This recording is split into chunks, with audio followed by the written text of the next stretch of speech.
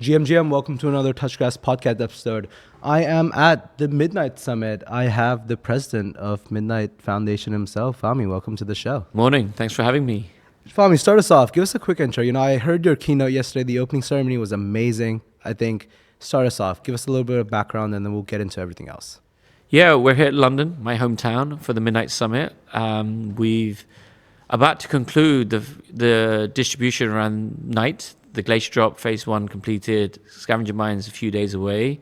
And the summit was about bringing our partners here, our builders here, the community here, highlight the importance of privacy, why rational privacy is important to advancing blockchain and getting wider adoption, highlighting the work of our partners, running a hackathon, bring the community developers together. So it's been a great event, very honored, very pleased by the turnout. The vibes have been immaculate. I've been impressed, overwhelmed by just how excited people are about what we're trying to do. It is unreal. Fahmi, I wanted to ask about your personal background. Like, what were you doing before this? How did you get into the privacy space? Like, how did you end up as the president of the Midnight Foundation? Yeah, look, I was a finance guy. I spent over 20 years in the financial industry. I was very fortunate, spent 17 years at a hedge fund that went from being a handful of people in a room to being a global, one of the largest hedge funds in the world. Worked with a lot of developers, quant researchers, quant implementation, software developers. It was all about how does the system, how do you make business smoother? How do you make trading, execution, financing smoother? Let the machine do all the hard work. Let technology do all the hard work and have smart people making key, important decisions. So I've always been surrounded by tech. Then after 17 years, left them, helped a Citadel CIO in Europe, former Citadel CIO, spin out their hedge fund, $1.2 billion in launch during the pandemic. So that was a very strange experience. We raised, say, 1.2 without meeting anybody. And then I was headhunted into crypto, into blockchain. Oh, wow. Originally, my response was, no, I don't do that. I'm not interested.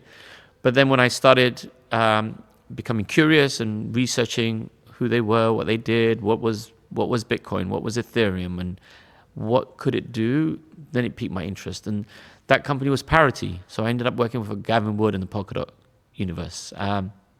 So I dived deep into that, spent a lot of time with the engineers, understanding why, what was staking, why did the network work the way it did, what did governance mean in a decentralized network. 18 wonderful months I spent there, and then I was approached by Charles to come to Midnight. Now, when I heard what Midnight was, rational about privacy and selective disclosures, I recognized that was an important step to bringing not only the financial audience, but a wider audience into blockchain. So I've been there since January 2024. Yeah. Earlier this year, I was humbled, honored to be appointed president of the foundation. I have an amazing team who put this event together, who brought these great partners and developers together. And we want to make a difference. Awesome. That's a hell of a story. Thank you. I think we could do one episode just talking about your past experiences, everything that you've gone through, and your journey to crypto. I think these are the kind of stories that we want other professionals who are working in these TradFi industries to hear, and then make the decision that crypto is a really serious industry that they should consider as well.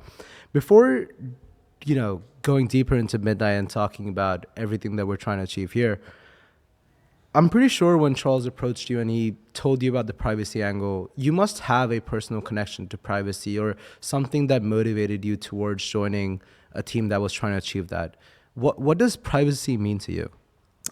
Great question. I can't tell you it's private. No, I'm just no, I'm joking. Two things stand out for me. First of all, at Marshall Wace, where I spent 17 years, and we grew to be one of the largest hedge funds in the world, we were, as a company, able to find price discovery, liquidity discovery. We were able to execute, settle those trades, move margin, optimize collateral financing, and everything else. And that transaction was between us, our counterpart, and the custodian. Nobody else got to know. The data we had, the information we had, gave us an edge.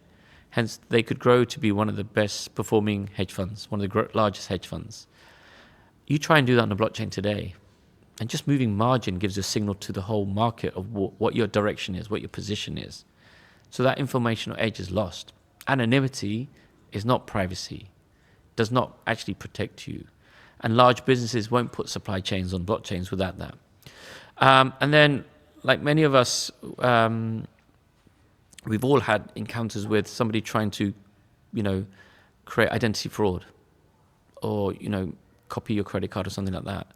And it happened to a close family member of mine, and the difficulty they had to get out of that loop was hard. Yeah. Because the identity is everywhere. Your identity is a very personal element. If you raise your hand, both hands, you have 8 fingerprints and 2 thumbprints. Yeah. Your digital fingerprints are everywhere. They're owned by hundreds and hundreds of companies and databases every time you interact. So once you lose that identity and trying to correct it across different systems, it's a spider web of confusion and trails. So trying to regain that back becomes hard. So privacy is an important part to advancing how we work, how we own our own data, our own identity. And so that's what led me to, or recognizing what Midnight could really do. No, that's awesome. I also want to share. Is it okay if I also share mine? Yeah. Please, yeah. So what, privacy means 2 different things to me personally. So, I've grown up in an Indian household where my dad's a really private guy. Like, he's the kind of guy that if he's ever giving his PAN card or his identity to someone, like a photocopy, he will make 2 lines on it and then say for passport or for this XYZ Yes. reason. And then whenever we had papers like that at home, he would burn them or he would soak them and he would make sure disposal is done properly. I think that's my first lesson into privacy. Yes. Like, hey, never let anyone else use your identity to do anything else. When I started realizing it myself was when I got into crypto for the first time. So back when I got into the space around 2021, one of the first things you would do on chain is you would buy an ENS name, like an Ethereum name server. Yes. So I obviously got like 0x Agarwal. I thought it was pretty cool. That was my Twitter name before I changed it to my current one. And, I thought it was pretty cool. And then I would go to these conferences and then I'd realize like, hey, everyone could just search 0xagarwal.eth and look at everything I have. Yes. And every transaction that I make and go around. It's just unbelievable because, and we would do that for a lot of the people that we knew as well. Like, it became a thing to do. And then these guys taught me like, okay, this is how you disassociate this wallet from other places. This is how you keep your money hidden, but it's still out there. Like, people could still track it. So I think in terms of what privacy means, I'm very, very, very happy that this is a conversation that has come back to mainstream. I think after everything that has happened in the past, it's awesome that privacy is coming back. Yeah, that's important. Look, again, people associate privacy with secrecy, and secrecy then leads to both good and bad connotations. Privacy is about choice. Like, you and I, you just shared some very personal information about your father with us. Yeah. But you did it in a way that didn't actually reveal any sensitive details. You didn't actually give his full name, details, date of birth, passport number. But you were able to relay a story by sharing something very personal to you. And that's a private sentiment that you shared, and that creates authenticity, trust. So privacy is an element of creating empowerment, not secrecy.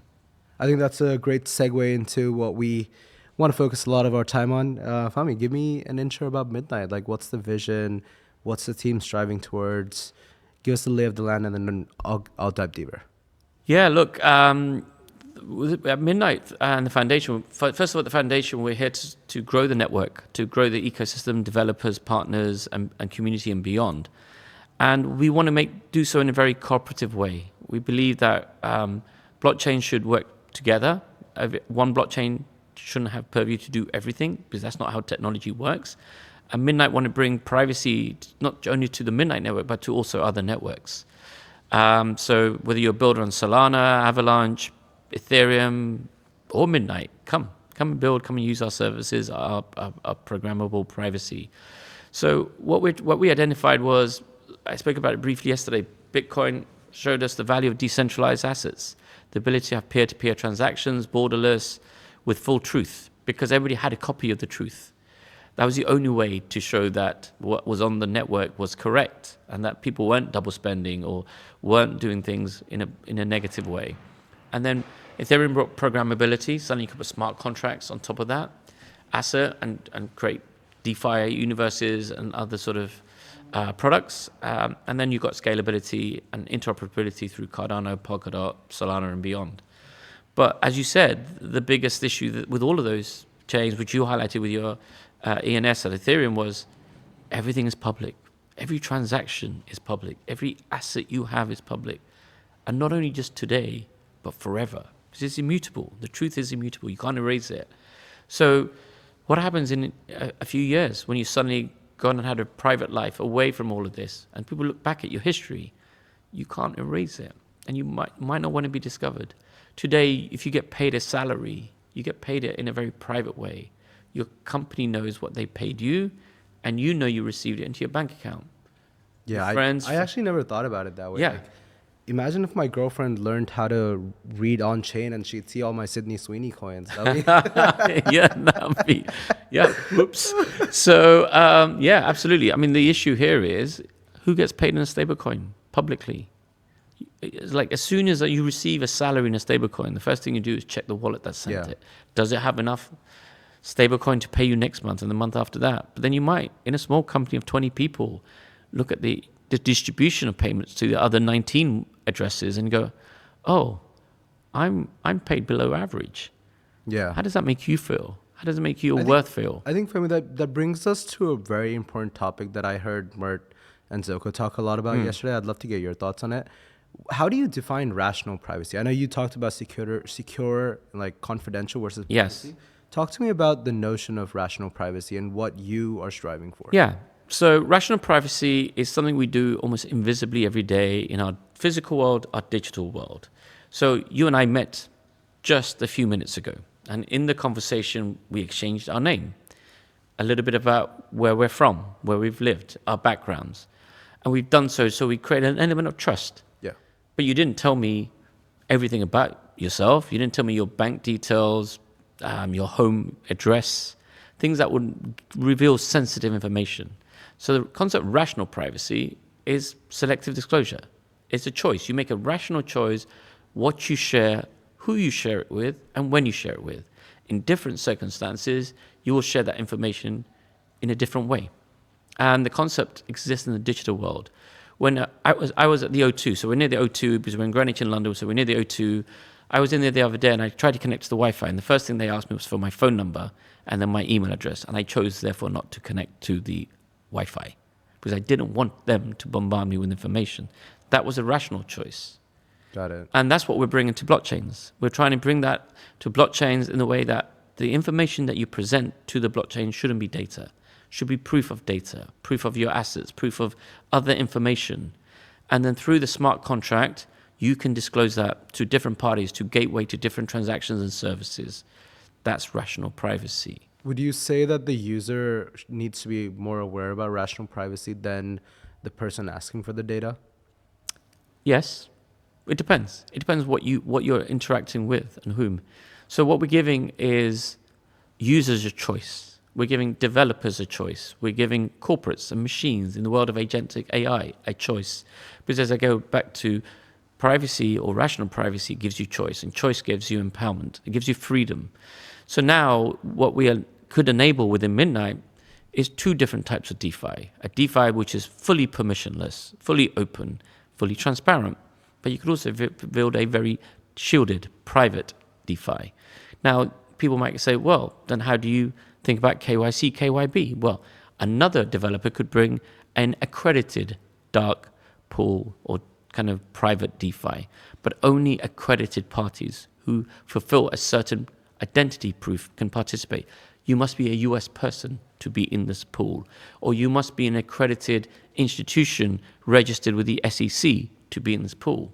So now different parties have different points of access and different choices. And as we know with economics and the rule of the market, liquidity will flow to where the people have the best choices and the best amount of freedom. And if we want institutional liquidity come, that's the kind of technology that, or sort of options that we'll be looking for. That makes sense. You know, one thing that I've been thinking a lot about, you know, if you think about whenever you travel and you go to Korea or you go to Japan, for instance, where regulations are really tough, their crypto, like the conversation is around crypto regulation. Do you think in the next 5 or 6 years, the crypto regulation part will go away and then we will be talking about privacy crypto regulation, and that's where this rational privacy concept will be discussed a lot more? Let's differentiate between crypto and blockchain. Okay. There's a lot of crypto trading, a lot of tokens being issued. But so there's regulation around the trading of crypto assets. Separately, there's conversation about blockchain as an infrastructure layer. as a truth layer. It could be a truth layer to AI, to medical history, to financial data and other things. So there'll be a conversation around how do blockchains, a permissionless blockchain, support privacy. There are different forms of privacy. You have a public state, a private state, and different shades in between. The same exists in blockchains. You have private blockchains, which are fully gated and fully permissioned by a central actor, a central party, that enables you to come in, and the information is not visible to any other party. You have permissionless privacy blockchains, chains that are fully private with no disclosure requirements or abilities. And then you have chains like Midnight, or what Midnight is promising and trying to deliver through the applications or tools that we're providing, is the ability to be fully shielded at the outset of your journey on Midnight, and through the smart contract, through the applications that builders will bring or corporates will develop, the ability to disclose information. And that disclosure could be not only between the transacting parties, but also to your tax accountant, your compliance team, maybe to a regulator. There'll be a convergence of some kind. There'll be the fully regulated version, the fully permissionless. Somewhere in between will be the right balance. And what we need is regulators to understand what is blockchain technology and what does privacy and disclosure mean within those type of blockchains. Why is proof of identity, proof of asset, why does that become or can become an acceptable norm in KYC, KYB, and other types of compliance? Yeah, I think that opens up a lot of different type of applications that can be built on top of Midnight. I know that's probably something that you spend a lot of time thinking about, what can this technology actually do? What are some apps that you're really excited about that are launching on Midnight soon? Yeah, so we can talk about the DeFi, so the finance type applications. So we are looking at deposits, yield deposits, but private yield deposits. So people don't get to see what you're earning. Or people can make choices, but nobody gets to see how you allocate your weights into the different deposit yields. So that brings a differentiation, shows an ability to have private sort of assets, but then disclose that if required. But beyond finance, we're seeing some really interesting use cases in healthcare. Mm-hmm. So as I speak today, one of our partners is on stage talking about their application, working with a Turkish medical company with 3 million patients. Wow. How do you provide proof of patient data history on chain without disclosing sensitive information? One, to move data around from clinic to clinic. Or often if you've ever been ill and had to go through a hospital, let's say somebody dealing with cancer, you'll touch many different types of doctors on the way. Your oncologist, the radiologist, different parties. How does that information flow through that hospital chain or that clinic without suddenly sensitive data leaking? How do you then expose that to clinical research from pharmaceutical companies so you can monetize that? That's a new source of revenue for hospitals. They may take that to build better hospitals, better services, but also maybe pass some of that back to their patients, reducing their premiums, their insurance. And if they're now providing great healthcare but at cheaper prices to everybody else and the competitors, that brings in more patients, more data, and it's a nice virtuous circle. So that excites me. With a lot of work around agentic AI and AI solutions, proof of AI, how data... in terms of private AI, you mean yes. Decentralized, confidential yes. computing? Okay. Yeah. So how do you prove that the data that you are querying is legitimate? Okay. Hasn't been... Because most of the public data that's available for AI has almost been exhausted. So now you're going into private pools. How do you know you're permissioned, or the tool providing you is permissioned to be in that space? How do you also make sure that your data, as you write queries, isn't being used? So you can get proof of that. DK Poker, another example. One, to prove that the deck has 52 cards, and each of the cards is different. So I know I'm not being scammed by the croupier or the computer on the other side. Yeah. But I can proof of my age, proof of my jurisdiction, proof of my credit to come to that croupier table, that poker table. Are there any apps, so for context, our community is a lot of devs, a lot of people who are looking to build out applications. Yes. One of the clips that always goes around is, what can we build on Midnight that isn't being built? Yes. Are there any exciting use cases that you just feel like, okay, if a team just comes and built this, I'll be so happy? I would love somebody to come and think about collateral. Okay. So we talk about lending, borrowing, and obviously there's some very great products out there across different chains. But how do you provide proof of reserve across all of your assets, not just digital assets, Web3 assets, but physical assets? How do you use that as a way to get better leverage, better access? Elon Musk is the wealthiest man in the world. Nobody debates that. But even Elon Musk, every now and then, needs leverage. When he bought X, Twitter as it was known back then, he didn't sell Tesla shares. He was able to access through the private banks, the wealth managers, the ability to leverage his Tesla shares. So while he bought Twitter and he sees the value of Twitter go up, he's not also losing out on the future value of Tesla. But for the average person, they don't have access to that kind of opportunity. So how do you create those type of decentralized opportunities, but in a way that your assets are private and protected, but you can use them through proofs to leverage better financial products, leverage and opportunities that should be available to everybody? Do you think that's the gateway to under-collateralized lending in crypto? Potentially, yes. If you think about how crypto trading works, it's actually very inefficient compared to traditional equity trading. You have to be, like, people are market neutral in the crypto space. A lot of crypto hedge funds are market neutral, but their positions are not at the same place because they are short the perp at one exchange or one venue, long the asset at a custodian or self-custody wallet. And yet, because they have margin calls from the perp side, they have to keep some asset aside, some cash or free stable coins aside. So that means they're under-leveraged, under-invested. That's a drag on their returns. Wouldn't it be great if they could be fully invested, fully leveraged even, if they can present proof of their assets, which a smart contract could have lien on?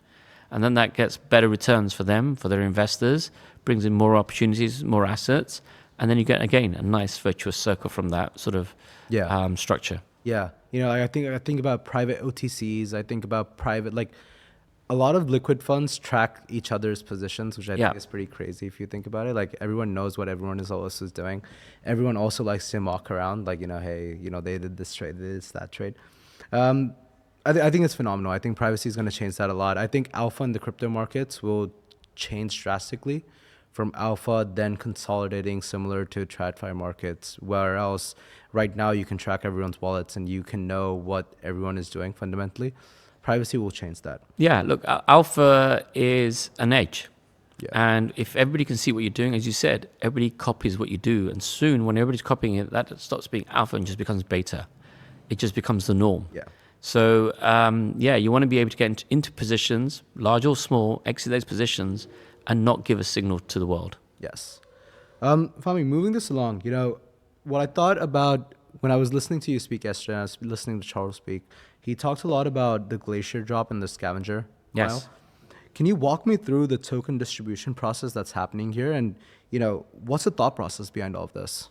Yeah, so Charles has been working on the project for almost 6 years. As I said, I've been here a couple of years. For us, what was important was that we have the technology being used. More often than not, it gets into hands of a few people. We think privacy is a fundamental right. The ability to operate in this way will usher in a new era of adoption, both from individuals, corporates, and nation states even. So what we wanted to do was give it away. We weren't raising money. We weren't asking people to help us. Often, look, I think VCs can be good for the industry and have been good for the industry. But often when you are backed by VCs, you have an urgency to deliver a product, whether it's baked, fully baked, or partially baked.